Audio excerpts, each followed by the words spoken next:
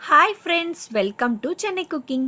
வாங்க நம்ம இன்னைக்கு ரொம்பவே டேஸ்டியான ரோட் சைட் தவா சிக்கன் ரெசிபி எப்படி செய்யறதுன்னு பார்க்க போகிறோம். இந்த ரெசிபி பார்த்தீங்கன்னா எல்லாருக்குமே ரொம்ப ரொம்ப பிடிக்கும். இது வந்து நீங்கள் ரசம் சாதம், சாம்பார் சாதம், அப்புறம் எல்லா வெரைட்டி ரைஸ் எல்லாத்துக்கூடயும் நீங்கள் வந்து இது வந்து நீங்கள் சைட் டிஷ்ஷாக வந்து சாப்பிட்லாம். இது ரொம்ப ரொம்ப டேஸ்டியாக இருக்கும். இது வந்து ஒரு ட்ரை ரெசிபி மாதிரி இருக்கும். ஸோ இது நீங்கள் மறக்காமல் உங்கள் வீட்டில் நீங்கள் வந்து ட்ரை பண்ணி பாருங்கள். எல்லாருக்குமே இதனோட டேஸ்ட் வந்து ரொம்ப பிடிக்கும். சரி வாங்க இப்போ இந்த ரெசிபி வந்து எப்படி செய்யறதுன்னு பார்க்கலாம். அதுக்கு முன்னாடி மறக்காமல் எங்களோட சேனல் சென்னை குக்கிங்க்கு சப்ஸ்கிரைப் பண்ணிவிட்டு பெல் நோட்டிஃபிகேஷனையும் ப்ரெஸ் பண்ணிக்கோங்க. இப்போ வாங்க ரெசிபிக்குள்ளே போகலாம். இப்போ வந்து ஃபஸ்ட்டு வந்து ஒரு பவுலில் வந்து நம்ம மேரினேஷன் பண்ணி வைக்கிறதுக்காக கழுவின சிக்கன் பீசஸ்லாம் நம்ம எடுத்துக்கிறோம். நம்ம வந்து போனோடையே எடுத்துக்கிட்டால் நல்லாயிருக்கும். இப்போ வந்து பார்த்திங்கன்னா அதில் கொஞ்சமாக மஞ்சள் பொடி சேர்த்துக்கிறோம். அதுக்கப்புறம் பார்த்திங்கன்னா 1.5 டேபிள் ஸ்பூன் வந்து இஞ்சி பூண்டு விழுது நம்ம சேர்த்துக்கிறோம். அதுக்கப்புறம் கூடவே பார்த்திங்கன்னா ரெட் சில்லி பவுடர் வந்து நம்ம சேர்த்துக்கிறோம். காரம் வந்து அதிகமாக வேணான்றவங்க வந்து காஷ்மீரி சில்லி பவுடர் வந்து நீங்கள் உங்கள் காரத்துக்கு ஏற்ற அளவுக்கு நீங்கள் சேர்த்துக்கலாம். அதுக்கப்புறம் வந்து சிக்கன் மசாலா வந்து நம்ம சேர்த்துக்கிறோம். சிக்கன் மசாலா சேர்த்துட்டு கொஞ்சமாக வந்து தயிர் வந்து நான் சேர்த்துக்கிறேன். தயிர் வந்து பார்த்திங்கன்னா ஒரு 1.5 ஸ்பூன் சேர்த்துருக்கேன். அதுக்கப்புறம் சால்ட் வந்து நான் சேர்த்துக்கிறேன்.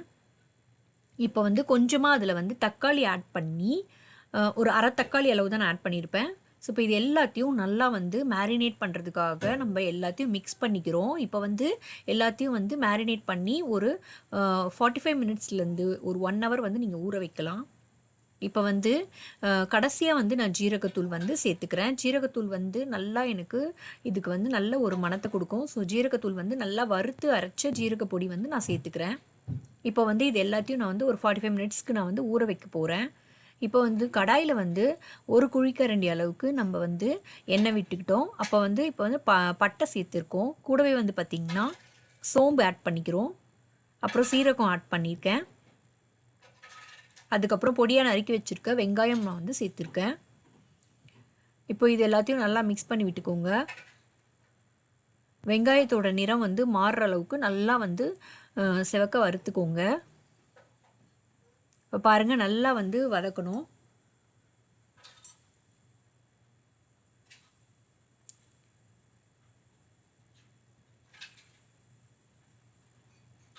இப்போ பாருங்கள் வெங்காயத்தோட கலர் சேஞ்ச் ஆன பிறகு நம்ம வந்து ஒரு 2 டேபிள் ஸ்பூன் அளவுக்கு வந்து இஞ்சி பூண்டு வந்து நம்ம திருப்பி சேர்த்துக்கிறோம். மேரினேஷன்லேயும் நம்ம சேர்த்துருக்கோம். இப்போ வந்து இந்த இது கூடயும் நம்ம சேர்த்துக்கிறோம், மசாலா கூடயும் நம்ம சேர்த்துக்கிறோம். ஸோ இப்போ இஞ்சி பூண்டு வந்து வதங்கிறதுக்கு ஒரு 2லேருந்து ஒரு 3 நிமிஷம் வரைக்கும் ஆகும். ஸோ அதுக்கப்புறம் வந்து பார்த்திங்கன்னா நம்ம மேரினேட் பண்ணி வச்சுருக்க சிக்கன் வந்து நம்ம சேர்த்துக்கிறோம். இந்த சிக்கன் வந்து நம்ம மேரினேட் பண்ணதை நம்ம ஆட் பண்ணிவிட்டு ஸ்லோவாக நம்ம வந்து இது வதக்க போகிறோம். இதுக்கு வந்து கொஞ்சம் டைம் எடுத்து நீங்கள் பண்ணணும் கண்டிப்பாக. அப்போ தான் இது வந்து ரொம்ப டேஸ்டியாக இருக்கும். எல்லாமே வந்து பார்த்திங்கன்னா போன் பீசஸாக எடுத்தாலும் நீங்கள் வந்து கொஞ்சம் குட்டி குட்டி பீசஸாக எடுத்துக்கோங்க. அப்போ தான் வந்து இந்த மாதிரி நீங்கள் பண்ணும் பொழுது வேகும். பெரிய பெரிய லெக் பீஸாக அந்த மாதிரி நீங்கள் எடுக்காதீங்க. லெக் பீஸ் கூட சின்னதாக இருக்க மாதிரி வேணால் நீங்கள் எடுத்துக்கலாம். இப்போ பாருங்கள் நல்லா வந்து வானலியில் நம்ம ஸ்லோ ஃப்ளேம்லேயே வச்சு நம்ம ஸ்லோலேருந்து மீடியம் ஃப்ளேம்குள்ளே வச்சு நம்ம இந்த மாதிரி வதக்கிட்டே இருக்கும்போது இந்த மாதிரி தண்ணி விடும். சிக்கனோட தண்ணி தான் இது. நான் எதுவும் எக்ஸ்ட்ராவாக தண்ணி வந்து ஆட் பண்ணல. பாருங்கள் இந்த தண்ணி இல்லாமல் நமக்கு நல்லா வற்றி வரணும். பாருங்கள் இப்போ நல்லா வந்து வதங்கிட்டுருக்கு.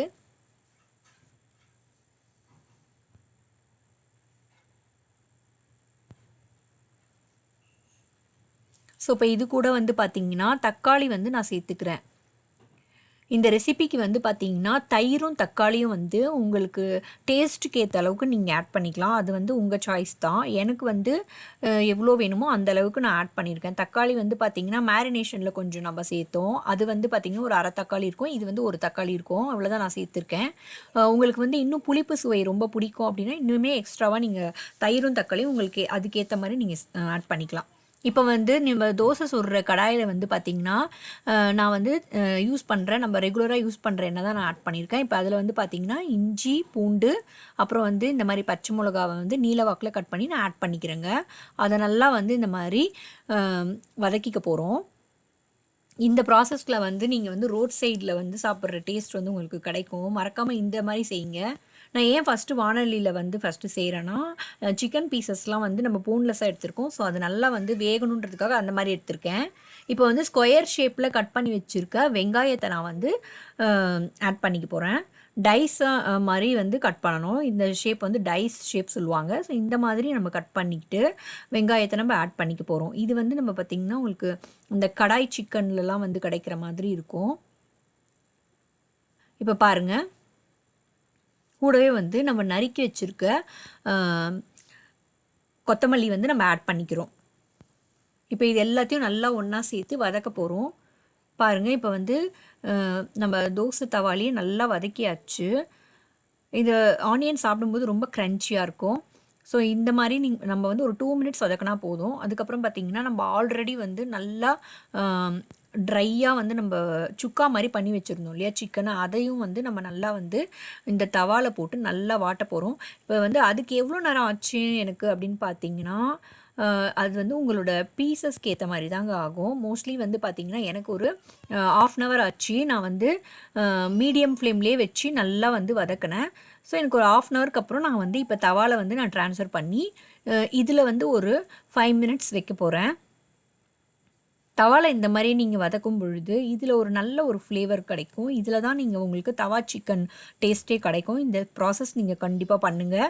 ஸோ இது நீங்கள் மறக்காமல் உங்கள் வீட்டில் கண்டிப்பாக ட்ரை பண்ணி பார்த்துட்டு எப்படி இருந்துச்சுன்னு எங்களோட கமெண்ட் செக்ஷனில் மறக்காமல் கமெண்ட் பண்ணுங்கள்.